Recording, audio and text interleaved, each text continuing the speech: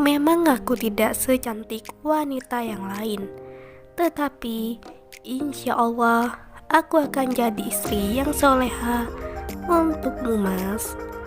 Assalamualaikum warahmatullahi wabarakatuh.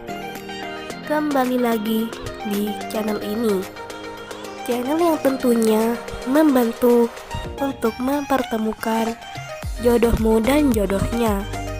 Seperti biasa, sebelum lanjut menonton video ini, alangkah baiknya untuk menekan tombol like dan menekan tombol subscribe.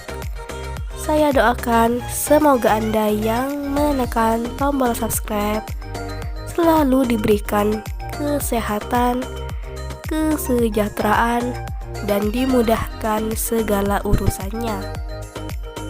Setelah menyimak video ini, saya doakan semoga ada salah satu di antara kalian yang menjadi jodohnya. Allahumma amin. Mantapkan hati dan pikiran. Berdoalah supaya ada jodohnya di channel ini. Sosok janda cantik dan kaya ini sedang mencari pasangan yang serius.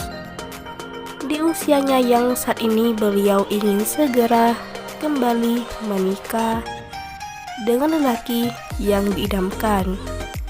Duda yang bersikap dewasa, baik hati, dan tentunya bisa memimpin keluarganya.